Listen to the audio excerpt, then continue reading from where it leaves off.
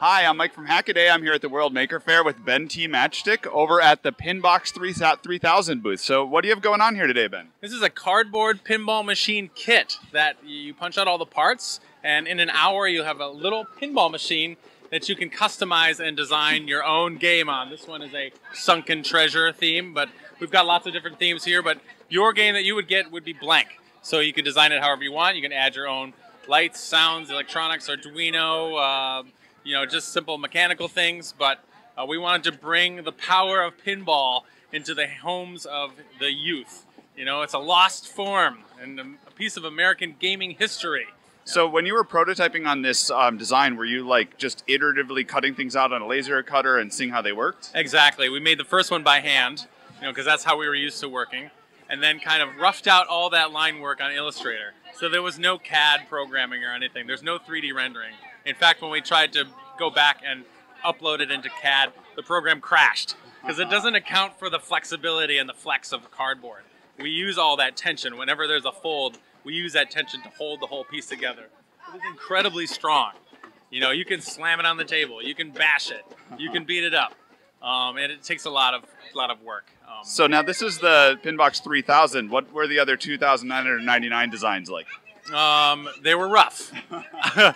When we did our prototyping, I was a after-school director. So we brought all our prototypes and threw them on the floor. It was winter in Vermont, so hard to go outside.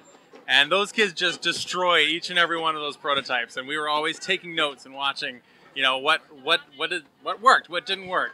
And a lot of those formative years of playtesting, a whole season of that went into this design. So, and we also think when the system crashes, when the whole electrical grid shuts down, in the year 3000, we'll still have cardboard pinball in our bunkers to play. Gravity will never expire, we hope. Yeah. And how long does it usually take people to put the kit together? Our instructional video is in real time, and it's an hour. So it's an hour flat. So if you follow along and you keep up with the punching out and everything, you can do it in an hour.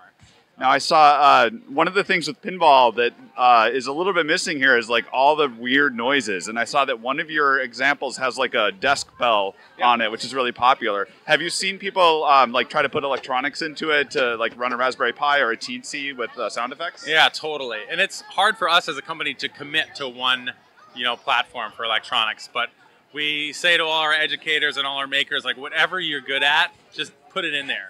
So we've seen little bits, Arduino, Makey. We've seen everything. Okay. So we've seen, just like we have a little tech pack that's LED lights and copper tape.